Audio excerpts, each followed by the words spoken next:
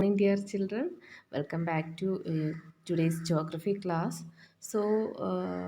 In the last class, we have discussed the important facts about food security, isn't it? And I thought already finished that particular, completed that particular chapter, sorry, topic. So today we are moving on to a new topic in this chapter, that is about the impact of globalization on agriculture, especially on agriculture of Indian agriculture. Then first of all, what do you mean by the word globalization? What do you mean by that? That means international relations. Relation in the sense in all aspects, not only in agricultural uh, sector, maybe in terms of trade relations between countries, then transport facilities, then uh, communication, in all aspects, the international relations between the countries of the world. That is what is called globalization. Yes, here is a simple definition of globalization. That is the process by which different parts of the world interact economically, politically, and culturally. That is what is called globalization. നമ്മൾ മലയാളത്തിൽ ഇതിനെ ആഗോളവൽക്കരണം എന്നാണ് പറയുന്നത്. Means നമുക്കറിയാം, നമുക്ക് കേരളത്തിലായാലും even ഏത് ഒരു ചെറിയ സ്ഥലമായാലും നമുക്ക് അവിടെ ഇന്ത്യയിൽ ഉൽപ്പാദിപ്പിക്കുന്ന സാധനങ്ങൾ മാത്രമല്ല ലഭിക്കുന്നത്. Because due to this globalization, because Indian markets are open for international products. So we will get so many varieties of products from any part of the world, isn't it? So we are now provided with so many shopping or online shopping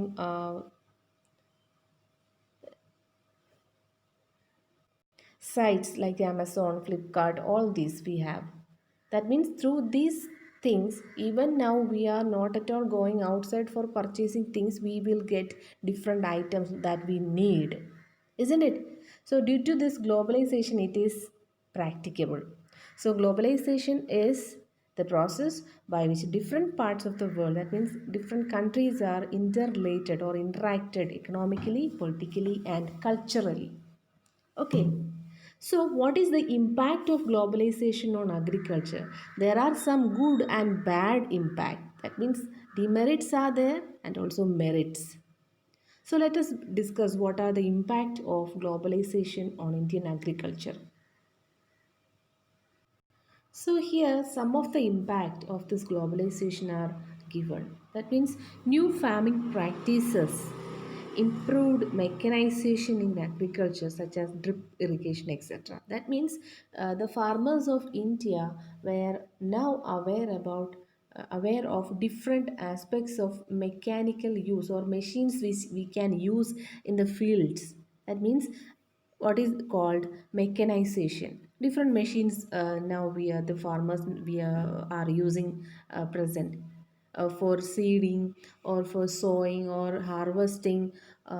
All these processes, agricultural processes, now are carried out by different types of machines. That is what is called improved mechanization. The new farming practices, as already we discussed different farming patterns, cropping patterns in India, Kharif, Rabi, then types of agriculture in earlier topics in this chapter itself, new farming techniques of other countries were adapted. Okay, then different uh, things like drip irrigation, different types of irrigation system. Okay, all these things became very familiar to Indian farmers. The next one, use of high yielding varieties, especially of cash crops, then multi-nutrient fertilizers, then broad spectrum herbicides. All these were introduced. HYV seeds. That means they can produce more. Okay, that means they are in this today's class itself we are discussing later. Then different types of multi-nutrient fertilizers. Okay, they have some adverse effect. Even then, production of agriculture should be in a high quantity. That is why the farmers are forced to introduce such fertilizers, okay, and pesticides. Then subsistence farming to capitalist farming or organic farming, sorry, contract farming, etc. Sometimes in the earlier periods, the farmers produced different types of crops only for the family's consumption. Okay, so in later, to make it much profitable, they began to cultivate more quantity of agricultural crops. Okay, so that is why in due course of time, agricultural development where development taken place in our country. So these were some impact of globalization on Indian agriculture. Okay, so the word globalization or the phenomena of globalization is not a new thing in our country. That means from the colonization period itself, globalization is there, because we know that the British or the European, not only the British, the Europeans were attracted to India due to the enormous resources, especially different crops like spices, cotton, indigo. All these things attracted them to trade, to exercise the trade relation, to establish trade relations with the East. That means especially India. So, first of all, they came to India for trade. Then, gradually, they began to interfere in our political, cultural, and other aspects of our country. That is why, in history, I think you already studied in earlier classes, not in 10th standard, in earlier classes like 8th or 9th standard, you are studying all these things about colonization of our country. Okay, so from the 18th century or 19th century itself, the European traders came to India. Okay, so the spices, cotton, indigo, all these things produced by Indian farmers were exported to different countries of the world. Okay, so the farmers of the south, means South India, the farmers of South India were encouraged to grow these crops because due to the tropical climate, then the port facilities, all these things enabled them or encouraged them to produce more crops. Okay, then, the Europeans, especially the British, they exported different items, especially the cotton and indigo, for their industries, especially cotton textile industry. So the places or the cities like Manchester and Liverpool in Britain that flourished due to the availability of good quality cotton from India. Okay, and the farmers were forced to cultivate more cotton and indigo at that time. So they were not allowed to grow this food crop. So in course of time they began to face new challenges. That means they have not much amount of food supply at that time. So the farmers began to agitate against the British. So you may heard about the Champaran Satyagraha, Champaran movement. Okay, in 1917 it took place in Bihar. Okay, and it is marked as the first Satyagraha of Mahatma Gandhi in India. Okay, so in Champaran in Bihar, what happened there? The farmers at that time they were not allowed to grow food crops. They were forced to grow indigo. So this forced indigo cultivation resulted in the agitation of the farmers against the British. But due to the interaction of national leaders, especially like Mahatma Gandhi and Rajendra Prasad, the British government was forced to abolish this particular system. That means at that time it was known as Tinkatiya. Tinkatiya system. That means cultivation of indigo. Okay. Tinkatiya. Okay, so the farmers get a relief from this particular problem with the interaction or interference of national leaders. Okay, so it took place in 1917 April in Bihar. So you may heard about this particular incident, the Satyagraha conducted by Gandhiji. It was the first Satyagraha of Gandhiji in India. Okay, so that is about Champaran. And you know the circumstances give rise to the Champaran Satyagraha or Champaran movement. Okay, so it was the protest of the indigo cultivators because they were not allowed to grow other food crops. Okay, so they were forced to grow, produce, or to cultivate indigo.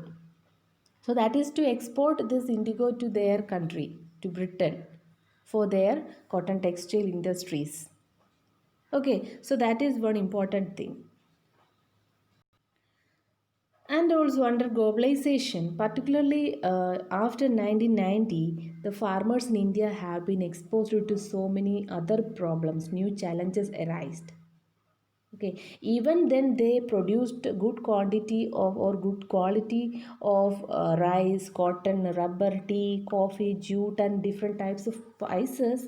Our agricultural products are not able to compete with the developed countries' products. That means international competition. That means these products, these agricultural products, were introduced to India. That means due to globalization, these Indian markets were opened for international products. So the farmers in India were not getting much profit from their production, agricultural production. Even then, they produced good quality products like different crops like rice, cotton or rubber, tea, coffee or jute or different types of spices. Because the highly subsidized agriculture was done in those countries from where these agricultural products were introduced in India. Okay, so many problems they began to face. That is the first problem or the first challenge faced by the Indian farmers were the international competition. Okay, then another one, land degradation. That means they are forced to produce more to in order to make much profit. So they introduce so many, yes, chemical fertilizers and pesticides that give rise to land degradation. Another important problem was there, the shortage of water. Proper irrigation facilities were not at all introduced at that time. That was also a problem. Then next one, lack of awareness program or new technological development or new agricultural development strategies were not at all given to the farmers. Okay, in the traditional way itself, they began to cultivate. So, lack of awareness about new methodology, new technology in some rural areas. Okay, then lack of good quality seeds, high yielding variety seeds were not provided to them. That is why the agricultural production began to decrease. Then improper method of storage. The produced agricultural crops were not at all stored in a proper manner. That is why they began to spoil. So these were some challenges faced by the farmers after 1990s. Then we can adopt some more important measures to improve the agricultural sector in India. Okay, the government or the government institutions or the organizations or the strategic movements like green revolution or white revolution, all these can change much to the agricultural sector. So what we can do or the government can do or the institutions can do to the favor of the farmers in India are given here. So first of all, green revolution. So green revolution, as you know, what is that? Green revolution means, yes, so many new high yielding variety seeds were introduced, especially the crop which got advantage of the green revolution was wheat. Okay, new varieties of good quality wheat seeds were introduced. Especially North Indian farmers were benefited by this green revolution. Who was the person behind this green revolution? Do you know his name? No, that is Sri M.S. Swaminathan. Okay, M.S. Swaminathan. That he is known as the father of Green Revolution in India. Actually, Green Revolution started in Mexico. The person who was behind the idea of Green Revolution in Mexico was Norman Borlaug. Norman Borlaug. Okay, so in India, M.S. Swaminathan introduced the idea of Green Revolution and done much important works for this efforts for this agricultural sector in India. Okay, then next one is gene revolution. What do you mean by gene revolution? Yes, genetically modified seeds were introduced.